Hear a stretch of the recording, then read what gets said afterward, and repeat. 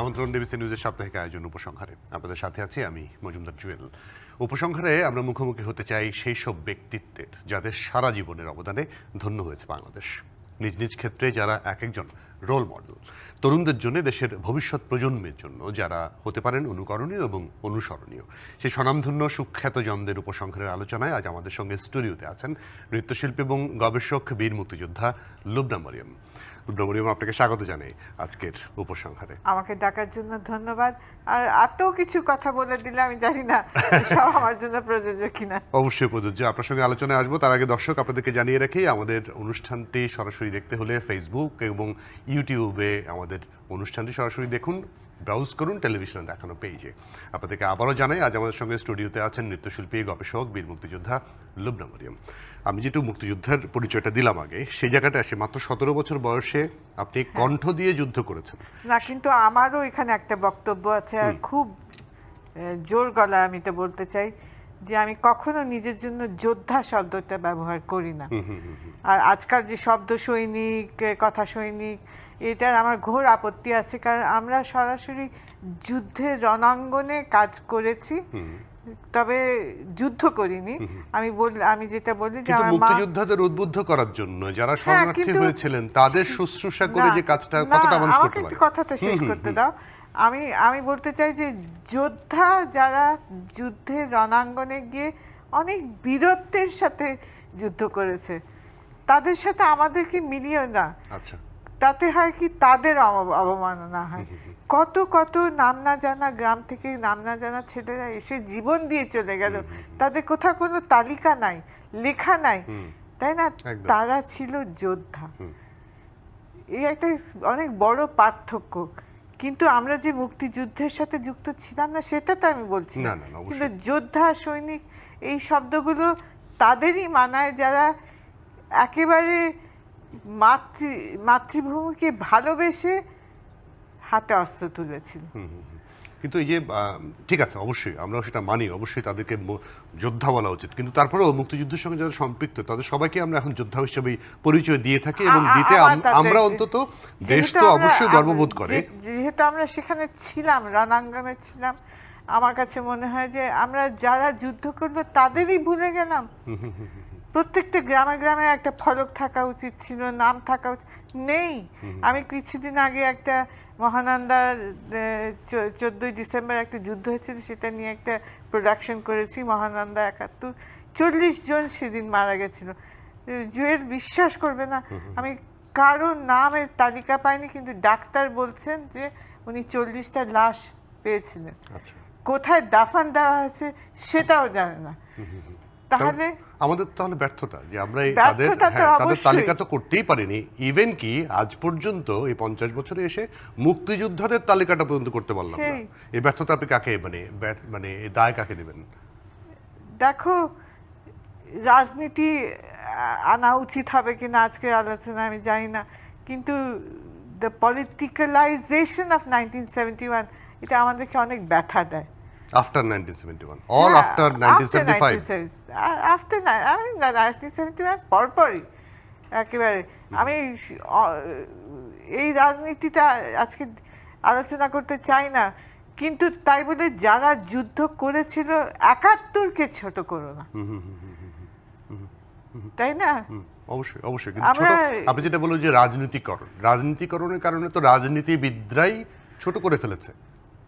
রাজনীতিবিদরা এখানে নানান রকম প্লেয়ার্স যারা সামরিক বাহিনী থেকে এসে যোগদান করেছিলেন, তাদেরও ব্যর্থতা, রাজনৈতিকদের ব্যর্থতা, জনসাধারণের ব্যর্থতা, সব কিছু মিলে। কিন্তু আমরা তো উঠেছি, তাই না?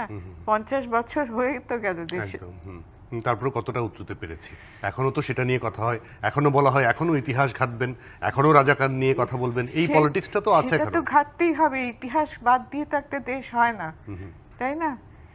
ইতিহাসকে দেখো, 71 বলে কোনো বিচ্ছিন্ন কোনো ঘটনা নেই। 71-এর আগে আছে, 71-এর পরে আছে, সবটা নিয়ে অনেকগুলো আখ্যান। যখনই ইতিহাসকে আমরা একখানে পাল্টে দিতে চাই, সেখানে গন্ডগোল। ছোট ছোট ছোট ছোট কত রকম আখ্যান নিয়ে একটা ইতিহাস তৈরি হয়। when we want to make it one narrative তখনই সমস্যাটা তৈরি অনেক হয়। গন্ডগোল হয়ে যায়। অবশ্যই এখন বীরুত্তম কাজী নুরুজ্জামান যখন যুদ্ধে গেলেন, তিনি সেক্টর কমান্ডার, আপনার বাবার কথা বলছি, তার যুদ্ধে অংশগ্রহণের থেকে উদ্বুদ্ধ হয়ে কি যুদ্ধে যাওয়ার ব্যাপারে আগ্রহী হয়েছিলেন? কিভাবে সম্পৃক্ত হলেন সেই আমার বাবা তো বামপন্থী আন্দোলনের সাথে ঘোরতরভাবে যুক্ত ছিলেন। আমাদের বাড়িতে তোহা চাচা, হক চাচা, বদরুদ্দিন সবাই ছিলেন 25 তারিখে। তার নিজের দলের সাথে দ্বিমত পোষণ করে উনি চলে গেলেন। উনি বললেন, না আমি সামরিক বাহিনীর লোক। আমার দেশে সারা রাত ধরে শুনেছেন আমাদের বাড়ির পাশেই ছিল বিডিআর, বিডিআর না তখন তো ইপি, কি জানি ইস্ট পাকিস্তান রেজিমেন্ট, না বিডিআরই ছিল। আমরা ধানমন্ডিতে সারা রাত ধরে গুলি বর্ষণ হয়েছে, সবার আর্তনাদ শুনেছি। আব্বু আবার গাড়ি নিয়ে যেই কারফিউ উঠলো পুরো শহর ঘুরে এসে তার বুকটা ফেটে গেল, আমাকে যেতেই হবে। আর শফিউল্লাহ ছিলেন তার ক্যাডেট। যখন শুনলেন যে শফিউল্লাহ মধুপুরের জঙ্গলে চলে গেছেন, উনি বদরুদ্দিন ওমর, তোহা চাচা, হক চাচা, ইপিসিবির যারা একদম নেতা, তাদেরকে বললেন আমাকে যেতেই হবে। আমি মনে করি ইপিসিবির এটা একটা অনেক ভুল সিদ্ধান্ত ছিল যে ওরা মূল মুক্তিবাহিনীর সাথে যোগদান করেন। ওরা তখন বললো যে এটা একটা বুর্জোয়া যুদ্ধ, এটার সাথে আমরা যুক্ত হতে পারি না। যখন দেশের মানুষের উপর এইভাবে অত্যাচার হচ্ছে, তখন কি করে ইপিসিবি আলাদা থাকলো, তাই না? তারপরে যখন যুদ্ধে গেলেন, মানে আপনার বাবা যখন যুদ্ধে গেলেন, এরপরে আপনারা ঢাকা ছিলেন কি অনেকদিন? আব্বু চলে গেল মধুপুর জঙ্গলে খুঁজতে, খুঁজেও পেলেন শফিউল্লাহ চাচাকে। কিন্তু আমার বাবারা তো আবার নদিয়ার, আমাদের কোনো গ্রামের বাড়ি নাই, সব শহরেই শহর। শুধু এক চাচা বিয়ে করেছিলেন টাঙ্গাইলে, সমস্ত পরিবার আমরা টাঙ্গাইলে চলে গেলাম। কিন্তু যখন আব্বুর নামটা স্বাধীন বাংলা বেতার কেন্দ্র থেকে ঘোষিত হলো, আত্মীয় স্বজন কেউ আর আমাদের রাখতে চান, তখন আরও গভীরে একটা কুমিল্লা গান্ধীনা নামে একটা গ্রামে আমাদেরকে পাঠিয়ে দেওয়া হলো। সত্যি মানে দেশের মানুষ এক একজন এক একভাবে যুদ্ধ করেছে। এই যে যাদের বাড়িতে আমরা ছিলাম তাদেরও তো একটা ভয়, তাই না? অবশ্যই। কিন্তু রেখেছে আমাদেরকে 2 মাস, তারপর আবার ওয়াহিদ ভাই এসে আমাদেরকে নিয়ে গেলেন কুমিল্লা থেকে। হ্যাঁ, গান্ধী টাঙ্গাইল দিচ্ছে, টাঙ্গাইল থেকে ঢাকায় আপনি, আপনার বোন আর আপনার ভাই, হ্যাঁ 3 জন, এবং আপনার না আমরা 2 বোন আর আমার মা, আচ্ছা আমরা 3 জন টাঙ্গাইল দিচ্ছে। আমার ছোট ভাই 15 বছরের, ওকে প্রথমে পাঠানো হয়েছিল করাচিতে আমার মেজো মানুষের। সেখানে গিয়ে সে এমন মারামারি করেছে পাকিস্তানিদের সাথে, আমার চাচা আবার পাঠিয়ে দিলেন, আর কিছুদিনের মধ্যে মেলা ঘরে চলে গেল। তো আমরা ধর জুন মাসের শেষের দিকে আগরতলা এসে পৌঁছলাম, ওয়াহিদ ভাই নিয়ে গেলেন, ফ্লোরা আপাও ছিলেন সাথে আমাদের। গান্ধী না হয়ে কমে সেই বোরখা টোরখা পরে যত রকম সুরা টুরা মুখস্থ করে আসলে থামিয়েছিল পাক বাহিনী। জিজ্ঞেস করছে কে সুরা পড়বে কে, আর রাস্তার 2 পাশে সমস্ত গ্রাম পুরানো, একটা গ্রামের অস্তিত্ব নেই। যাই হোক, সেখান থেকে আমরা, আব্বু তখনও এসে যাননি, সেক্টর 7-এ যাননি। কলকাতায়ও কিছুদিন আব্বু ছিলেন উসমানী সাহেবের সাথে। আর নাদিমকে আমরা সবাই, যাই হোক, এর মধ্যে আবার আমাদের সাথে মৈত্রেয়ী দেবী নাহান্নাতে লিখেছেন, ওনার একটা সংস্থা ছিল সেন্টার ফর কমিউনাল হারমোনি, তারা আবার কল্যাণীতে কাজ করছিল। কারণ এত সবচেয়ে বড় উদ্বাস্তু শিবির, রেফিউজি ক্যাম্প ছিল কল্যাণীতে, আর রোগ বালাই কত কিছু হচ্ছে, তো উনি ডাক্তার পাঠাতেন। আর আমার মা তো বসে থাকার মতো মানুষ না, আমাদের 2 বোনকে নিয়ে গিয়ে আমরা কল্যাণীতেই থাকতে আরম্ভ করলাম, আর ডাক্তারদের সাথে উদ্বাস্তু শিবিরে কাজ করতে। আর সেভ দ্য চিলড্রেন ফান্ডের একটা হাসপাতাল ছিল। তো ওয়াহিদ ভাই আর তো জানতেন নাইলা আর আমি এসছি, আমি তো নাচ করি, তো নাইলাকে বললেন যে তোমার যখনই অনুষ্ঠান হবে মুক্তি সংগ্রামী শিল্পী সংস্থা তা তুমি চলে এসো। তো বাসে করে কল্যাণী থেকে কলকাতায় যেত, সেখানে অনুষ্ঠান করে আবার ফিরে আসতো। আর যখন আব্বু আবার যখন সেক্টর 7-এ গেলেন, তখন এই সেপ্টেম্বরের শেষের দিকে, তখন এই এত দিন পর আমরা 5 জন একত্রিত হলাম। আমার ভাই নাদিম 15 বছর, ও থাকতো মুক্তিবাহিনী ক্যাম্পে মহদীপুরে। আর আমরা 3 জন মালদা থেকে, কিন্তু মালদা থেকে মহদীপুর মাত্র আধা ঘন্টা দূর, একদম বর্ডারের কাছে। আর আমার মা তো আবার বললাম যে বসে থাকার মতো মানুষ না। মৈত্রী মাসির সাথে যুক্ত হয়ে ওরা 1 ট্রাক ওষুধপত্র নিয়ে গিয়ে অ্যাডভান্স ড্রেসিং সেন্টার খুললেন, আমার মা আর ডক্টর মোয়াজ্জম নামে একজন। সেখানে আমরা 2 বোন আবার প্রথমেই কল্যাণীটা ইঞ্জেকশন দেওয়াটা, এগুলো ব্যান্ডেজ ট্যান্ডেজ করা শিখেছিলাম। সেখানে দৈনিক তো কিছু না কিছু আহত হয়েছে মুক্তিযোদ্ধারা, তো তাদের সাথে সাথে কোনো ট্রিটমেন্ট দেওয়ার ব্যবস্থা ছিল না। এটা করাতে ওই ডাক্তারকেই জিজ্ঞেস করেছিলাম যে 14ই ডিসেম্বর কয়জন মারা গেছে। উনি বললেন উনি সামনে 40টা লাশ পেয়েছেন। আমি অনেক চেষ্টা করেছি, কিন্তু নামও পাইনি, কোথায় দাফন দেওয়া হচ্ছে সেটাও জানি। তো এই জন্য আমার মনে হয় যে কোথাও গিয়ে যদি আমরা এইটুকু সম্মান ওদের কাছ থেকে নিয়ে নিই, তাহলে অন্যায় একটা, তাই না? জি, আপনি ওই যে যেটা বললাম যে আপনি নৃত্যশিল্পী, নাচ করতেন, কিন্তু ওই যে গানের সঙ্গে যুক্ত হলেন কি করে, গণসঙ্গীতের সঙ্গে? না, আমি ওই মুক্তি সংগ্রামী শিল্পী সংস্থার সাথে ছিলামই না। আচ্ছা, ওই দল তো উদ্বাস্তু শিবিরে গিয়ে গিয়ে গান করতো, কল্যাণীতে এসেছিল ওরা ট্রাক নিয়ে গান করতে। আচ্ছা, তখন আমি যেহেতু আছি কিছু তো গান পারি, ওদের সাথে দাঁড়িয়ে গেছি। তখন নাইলা বললো যে ওখান থেকে ওরা লালগোলায় যাবে। লালগোলায় বাবার সেক্টর, আর বাবার যদি ওখানে থাকেন আমি ট্রাকে উঠে গেলাম। আর ঘটনাক্রমে ওই লিয়ার লেভিনরা তখন ছিল। আর আমি সবসময় বলে এসেছি যে এটা একদম কাকতালীয়। যে আমি, তোমরা দেখবে মুক্তির গানে অনেক জায়গায় ধনধান্যে এইসব গান টান হলে তো আমি গান করছি, অন্যান্য কিছু গান আমি জানি, সেখানে আমি চুপ করে দাঁড়িয়ে। এটা স্পষ্ট বোঝা যায়। এটা জাস্ট। আর আরেকটা জিনিস দেখো, কোইন্সিডেন্স কি, আরেকটাই শুধু প্রামাণ্যচিত্র আছে, স্টপ জেনোসাইড, ওটাতে আমার বাবা আছে। কিন্তু আপনি যেটা বললেন যে নুরুজ্জামান সাহেব যখন 7 নম্বর সেক্টরে কাজ করেন, তখন উনি ডেপুটি কমান্ডার ছিলেন। পরে যখন সেক্টর কমান্ডার বোধ মারা গেছেন, তারপরে উনি দায়িত্বে এসেছিলেন। সেক্টর কমান্ডার হয়েই ওনাকে পাঠানো হয়েছে। আচ্ছা, ওখান থেকে সেক্টর কমান্ডার হয়ে এসেছিলেন। নাজমুল হক উনি যখন মারা গেলেন তখনই ওনাকে পাঠানো হলো। জি, তারপরে যখন এই যে নুরুজ্জামান সাহেব মুক্তিযুদ্ধে গেছেন, আপনার আত্মীয় স্বজনরা আপনাদেরকে থাকতেই দিলেন না, এরপরে দেশ স্বাধীন হলো, তারপরে দেশে ফিরে এসে সেই আত্মীয় স্বজনদের কি প্রতিক্রিয়া ছিল? না, এটা তো বুঝতে হবে যে এটা ভয়াবহ পরিস্থিতি ছিল। যে কোনো সময় যে কোনো আত্মীয়র বাড়িতে এই পাক বাহিনী ঢুকে অত্যাচার করবে, আমরাও থাকতে চাইনি। কেন বিপদে ফেলবো কাউকে, তাই না? সেজন্য আমরা ওই গ্রামে চলে গেলাম। গ্রাম থেকে এসে বোরখা টোরখা পরে ঢাকায় তো 2 দিন ছিলাম। 2 দিন তারপর বাহিদ ভাইয়ের সাথে গেলাম, সেখান থেকে আগরতলা হয়ে কলকাতায় গিয়ে। আগরতলা থেকে, হ্যাঁ, কলকাতা গেলাম। জি, আমরা একটা বিরতি নিয়ে ফিরি, আবারও আপনার সঙ্গে আলোচনায়। অবশ্যই দর্শক, উপসংহারে এই পর্যায়ে নিচ্ছি একটা ছোট্ট বিরতি, সঙ্গে থাকবেন। আমন্ত্রণ আরেকবার উপসংহারে। আপনাদের সাথে স্টুডিওতে আমাদের সঙ্গে আজকে আছেন নৃত্যশিল্পী গবেষক লুবনা মরিয়ম। যেটি মুক্তিযুদ্ধের কথা বলছিলাম, যুদ্ধের পরে কবে নাগাদ দেশে ফিরলেন এবং দেশে এসে দেশটাকে কেমন দেখলেন? রাজশাহী স্বাধীন হয়েছে কিন্তু 18 তারিখে, 16 তারিখে নয়।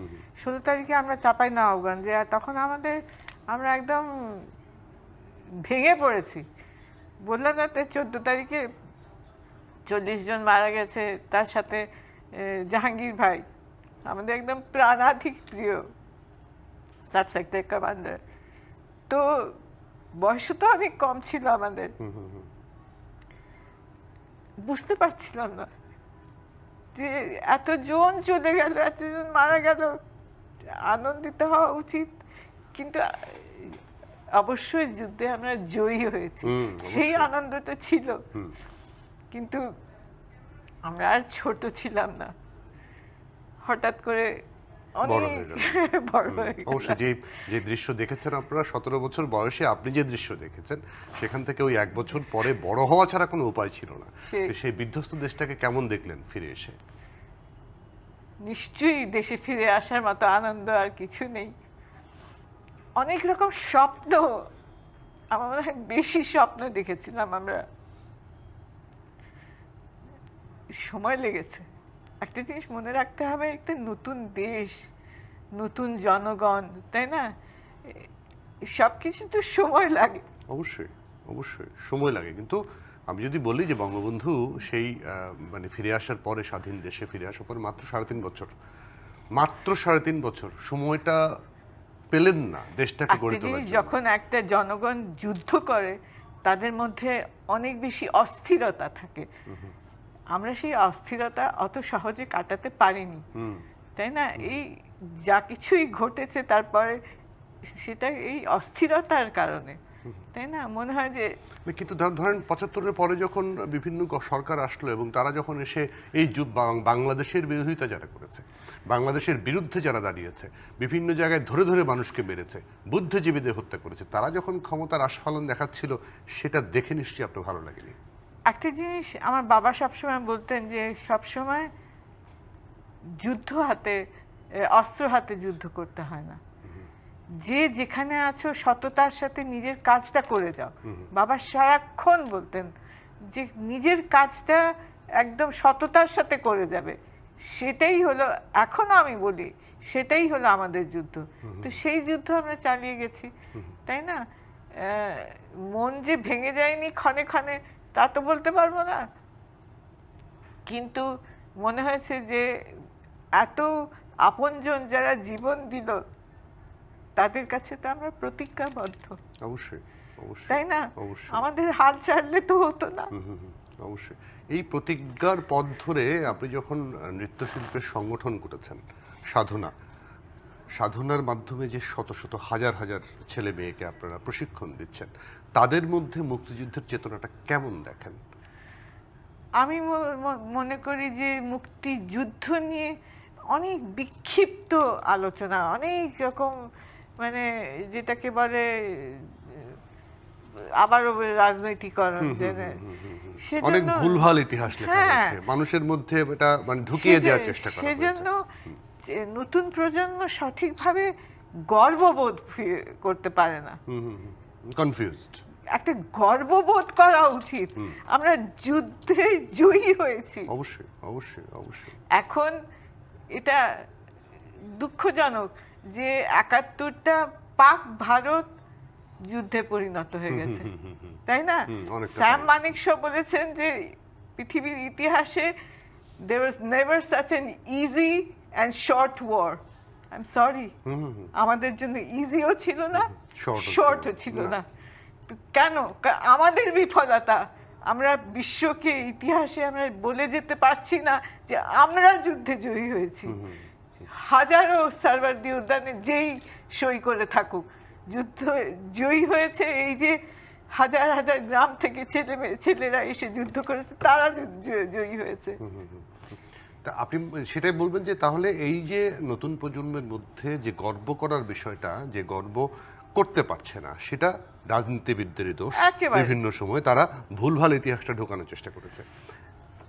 এখন এই আলোচনা জুয়েল না করাই ভালো, তাই না? কারণ এত কমপ্লেক্স আমাদের দেশের ইতিহাসটা, তাই না? আর আরেকটা জিনিস আমি বলবো যে বিভাজন কে কোথায় থেকে তৈরি করেছে, তাই না? কিন্তু আমরা তো নিঃসন্দেহে বঙ্গবন্ধুর নেতৃত্বে যুদ্ধ করেছি, অবশ্যই, তাই না? তো এই বিভাজনগুলো কে ঢুকালো, কেন ঢুকলো, কি হলো, তাই না? এত কিছু উত্তর না দিয়ে আমি বলবো যে 71কে তোমরা আলাদা করে দেখো, এর থেকে বেশি গর্ববোধ করার মতো মুহূর্ত কোনো এই বাংলার ইতিহাসে হতে পারে না।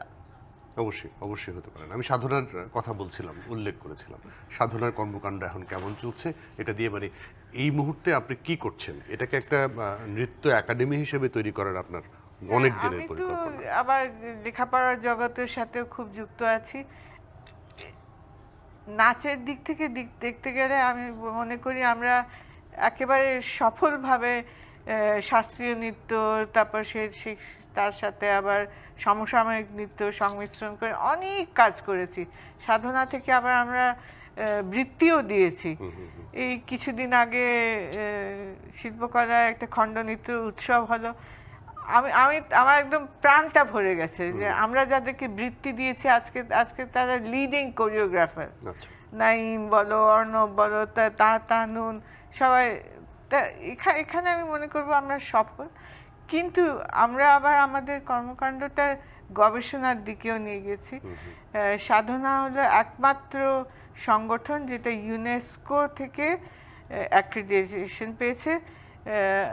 আমি জানি না তুমি জানো কি না, 2003 একটা কনভেনশন আছে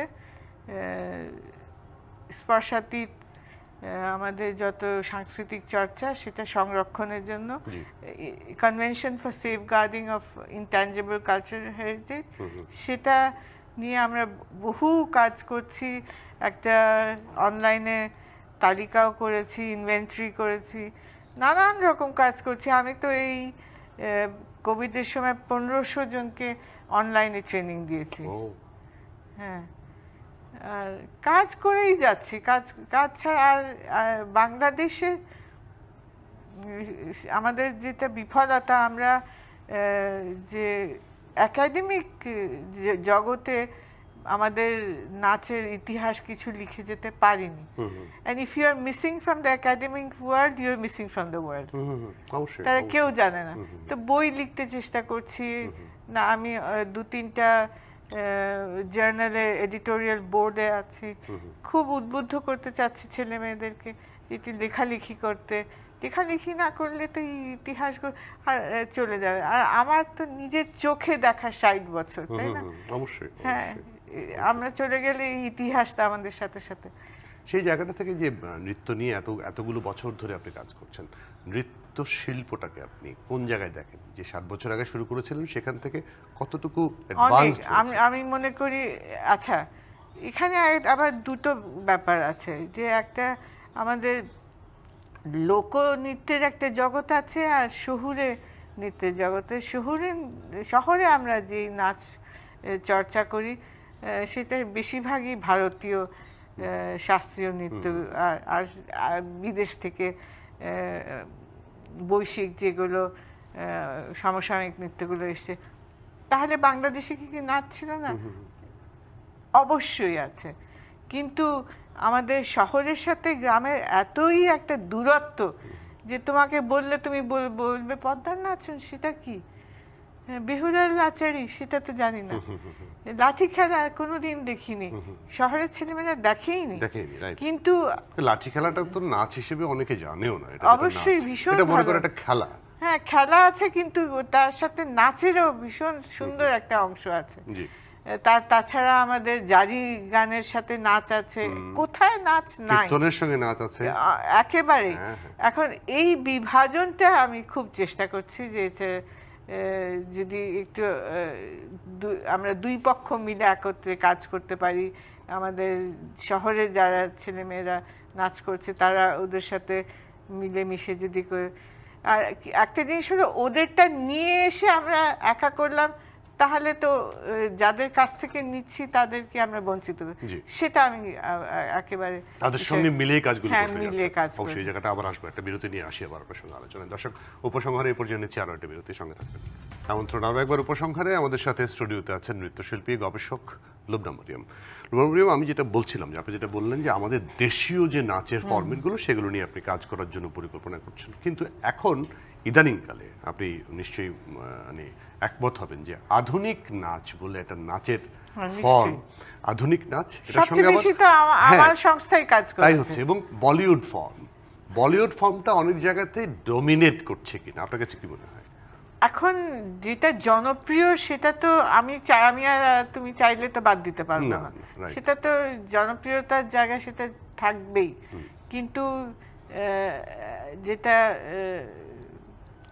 এস্থেটিক সেটাও থাকবে সব কিছু।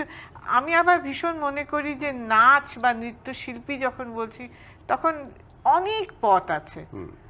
এখন আমি কোন পথে যাব সেটা আমাকে বাছাই করতে, যে লেখালেখির ক্ষেত্রে একদম। বলি, কেউ ছড়া লিখছে, তো কেউ কবিতা লিখছে, কেউ সংবাদপত্রে লিখছে, তাই না? সেরকম নাচেরও নানান রকম কাঠামো আছে। এখন কোনটা আমি বাছাই করি সে I don't want to be judgmental, জি জি না, তাই কিন্তু না? তারপর এটা আমার কাজ না। জি, আর তারপর বলিউড ফিল্ম যেহেতু আমাদের উপর খুব ডমিনেট করে, বলিউডে কিন্তু একটা সময় সরোজ খান ক্লাসিক্যাল ফরম্যাটটাকে এমন ভাবে উপস্থাপনা করেছেন আমি এখানে একটা- জনপ্রিয় হতে কিন্তু মানে হ্যাঁ। বাধ্য হয়েছে মাস্ট। এক্স্যাক্টলি, ভীষণই জনপ্রিয়। ভীষণ। আমি একটা কথা বলি, আমরা সাধনা থেকে 1 বছরের বৃত্তি দিই ভারতে গিয়ে নাচ শেখার জন্য। আচ্ছা একটি ছেলে আমাকে এসে বলল যে সে বলিউডে যেতে চায়। আচ্ছা আমি বললাম অবশ্যই, তাকে পাঠিয়েছি আমরা টেরেন্স উইলিয়ামসের কাছে, ওখানে গিয়ে সে নাচ টাচ করে এখন সে এফডিসিতে ভীষণ ভালো কাজ করছে। টেরেন্সের কাছে পাঠিয়েছেন। হ্যাঁ, হ্যাঁ। জি, খুবই ভালো কাজ করছে। আমি এখন যেটা বলছিলাম যে সরোজ খানের মতো যদি ওরকম ডিরেক্টর যে ওই জায়গাগুলো কাজ করে, যে আমাদের ফিল্মে যে নাচগুলো দেখি আমরা তো সেভাবে আসলে আপ্লুত হই না। আমি আবার বলিউড নাচের ভীষণ ভক্ত। না, আমি আমাদের ফিল্মের কথা বলছি, বলিউড ইজ ওকে। না, কিন্তু এখানে কিন্তু আলিফ খুব ভালো কাজ করছে এফডিসিতে, আচ্ছা খুবই ভালো কাজ করছে। সেখানে আসলে বলিউডটা কি, সেটা হলো ওদের ভারতের লোকনৃত্য, শাস্ত্রীয় নৃত্য, তারপরে ক্লাসিক্যাল, হ্যাঁ, সবকিছু মিলে একটা ফরম্যাট সবকিছুর তৈরি করে, একটা ফরম্যাট ভেঙে একটা তৈরি হয়েছে, format তৈরি। আর ওটা করা হয় ভারতীয় সঙ্গীতের সাথে, তাই না? কিন্তু সেটা তো- আমাদের দেশে আমরা যতটুকু মানে নৃত্যটা এত চমৎকার একটা আর্ট শিল্প, সেই জায়গাটাকে কতটুকু নার্স করেছি।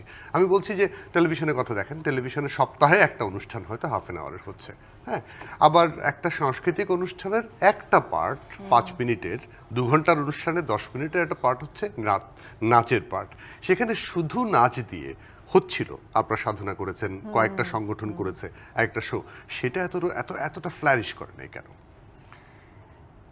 একটা তো হলো যে বেশিরভাগই তোমরা তো চ্যানেল চালাচ্ছ, চ্যানেলে অনেকটা সময় বোধহয় ফিল্ম চলচ্চিত্র দেখানো হয়, তাই না? Mixed চ্যানেলগুলোতে। যেটা জনপ্রিয়। আর নাচ, যেমন আমরা দুরন্ত টিভি বাচ্চাদের যে চ্যানেল আছে, সেখানে একটা নাচের স্কুল নামে একটা অনুষ্ঠান করছে, সেখানে আমি সাঁওতাল নাচ, ধামাইল, চাকমা সব ঢুকিয়েছি, ওগুলো শেখানো। আর ভালো, কিন্তু ছেলেমেয়েরা খুবই অ্যাপ্রিসিয়েট করছে, শিখছে। আসলে গর্ববোধ করতে ভুলে গেছি আমরা, এত বৈচিত্র্য আমাদের দেশে, তাই না? এত সুন্দর সুন্দর নাচের চর্চাগুলো আছে, সেগুলো এখন জানতে হবে। তো আমি তো দুরন্তর কাছে খুবই কৃতজ্ঞ যে ওরা তুলে ধরছে এগুলো, তাই না? এটা করার চেষ্টা করছে অবশ্যই। তারপর অবশ্যই। আরেকটা যেটা ছুকরির নাচ, হ্যাঁ, যে ছেলেরা মেয়ে সেজে করে। মেয়ে সেজে করে। এখন যখন আমরা চায়নাতে ওটা দেখছি তখন ওটা খুব অ্যাপ্রিসিয়েট করছি, কিন্তু আমার দেশে যখন করছে বলছে কি ছেলেরা মেয়ে মানে সেজে। যেটা ধামাইল বলা হয়, তাই তো? বাংলায়? ধামাইল না, ধামাইল না। নানান রকম ধামাইল তো মেয়েদের নাচ, স্ত্রী আচারগুলোর মধ্যে করা হয় হবিগঞ্জে, হাওড় এলাকায়, কিছুটা ময়মনসিংহেও আছে, বহু যাত্রাতে আছে, তারপর আমাদের পীর পাঁচালি, মনসা মঙ্গল, অনেক কিছুতে ছেলেরা মেয়ে। আমি তো, আমার ভীষণ প্রিয় একজন শিল্পী শেরেবুল ইসলাম, এত সুন্দর ছুকরির নাচ করে, মানে কেউ গান গাইলে, অনুষ্ঠান করলে তখন বোঝাই যায় না যে ও ছেলে নাকি মেয়ে। এখন এই জায়গাটাতে আমরা যদি একটা জিনিস ফোকাস করি, আমি ভালো বলতে পারবেন আপনারা যখন শুরু করেছিলেন নাচ, এখনো করছেন, আজকালকার পরিবারের মধ্যে মেয়েকে হয়তো ছোটবেলায় নাচের জন্য পাঠানো হয়, একটু বড় হলে বা ধরি ক্লাস 8, 9 বা 10 পর্যন্ত, এরপরে আর নাচটা করার দরকার নেই, এই মানসিকতা থেকে অভিভাবকরা উঠতে পারছেন না কেন? কালকেই আমি আনুষের সাথে, আমার মেয়ের সাথে আলাপ করছিলাম যে শহরের যে ছেলেমেয়েরা তারা অনেক বেশি মানে গ্লোবাল ইনফ্লুয়েন্স। নাচ গান আসলে খুব একটা শেখে না। আগে যে আমরা যখন ছোট ছিলাম প্রত্যেক বাড়িতে হারমোনিয়াম তবলা থাকবেই, আমাদের সকালবেলা গানের টিচার আসবে। এই জিনিসটা আমি দেখছি একটু কমে যাচ্ছে। বরং আমি বলবো যে এটা কি শুধুমাত্র ছেলে মেয়েদেরকে দায় দেবেন আপনি? না না, অভিভাবকরা অভিভাবক অবশ্যই। হ্যাঁ। আচ্ছা, আমার এখানে যে কল্পতরুতে যে নাচ শিখতে আসে বাচ্চারা, অনেক ভালো নাচ শিখছে, তারপর হঠাৎ করে বলে কি ভলিবল ক্লাস আছে, ফ্রেঞ্চ ক্লাস আছে, তো বেসবল ক্লাস আছে। আমি বললাম, এত কিছু বাচ্চাকে শেখালে কি করে হয়? ও তো ভীষণ ভালো নাচ করছে। এখন বাবা মাদেরকেও তো একটা সিদ্ধান্ত নিতে হবে, সব শিখতে হবে পৃথিবীতে, এটা তো সম্ভব না একটা বাচ্চার জন্য। আর বিশেষ করে যে খুবই ভালো নাচ করছে। কিন্তু আমি যেটা বলতে যাচ্ছিলাম যে বাবা মারা যে মেয়েদের বিশেষ করে নাচ থেকে ঘুরিয়ে নেয়, এটা কি মানে সমস্যাটা কোথায়? কনজারভেশন খুব বেড়ে গেছে হ্যাঁ, আমাদের এখানে? কনজারভেটিভের থেকে বেশি আমি বলবো যে উচ্চাকাঙ্ক্ষা। সব কিছু ছেলে মেয়েদেরকে করতে হবে, সেখানে নাচ গানটা একটু অনেক নিচে নেমে এসছে। ফ্রেঞ্চ বলতে হবে, ভলিবল খেলতে হবে, কি কি সব জানি ক্লাস করতে থাকে। তাই বলে কি লুবনা মরিয়ম পড়াশোনা করেনি? লুবনা মরিয়ম শিক্ষিত না, ইংরেজিতে কথা বলতে পারে না, মানে সেই জায়গাটাকে মানে অভিভাবকদের বোঝানো যায় না কেন? ও আরেকটা জিনিস হলো, এই শহরের ছেলেমেয়েরা সব বিদেশে চলে যায়। আমার তো এত ভালো ভালো ডান্সাররা সব বিদেশে গিয়ে আর নাচ করে না। জি জি। আর আরেকটা জিনিস যেটা আমি ইদানিংকালে খুব লক্ষ্য করেছি, বাফাতে গেলাম বহু বছর পর, 30 জন ছাত্র ছাত্রীর মধ্যে বেশিরভাগই হিন্দু পরিবার, আর খুব জোর হলে 3-4 জন মুসলমান ছিল। তারপর গতকালকে একটা অনুষ্ঠানে গেলে সেখানে সমস্ত নাচ গান করলো হিন্দু পরিবারের ছিল। এখন দেখতে হবে যে বাঙালিয়ানা এটা কি আমরা শহরে থেকে ভুলে যাচ্ছি? আসলে আমি নিজেও ভেবেছি সেটা নিয়ে একটা গবেষণা করার, আলোচনা করার খুব প্রয়োজন আছে, যে শহরে যে আমরা আরবান সেন্টার্সগুলোতে বাঙালিয়ানাটাকে কি আমরা একটু পেছনে ফেলে দিচ্ছি কিনা? হ্যাঁ, আমার এটার পাশাপাশি আরেকটা জিনিস হয় কি, অনিশ্চয়তা কিনা, মানে ছেলেমেয়েরা গান বাজনা বা নাচ শিখলো, অনিশ্চিত জীবন, পড়াশোনা করে চার্টার্ড অ্যাকাউন্টেন্ট হবে বা ডাক্তার ইঞ্জিনিয়ার হবে, সেই জায়গাটা। আরেকটা জিনিস, আমাদের জন্য তো বাঙালিত্ব বা বাংলা চর্চা করা, তার সাংস্কৃতিক চর্চা করে, এটা এক্সিস্টেন্সিয়াল একটা ছিল, আমাদের করতেই হবে, তাই না?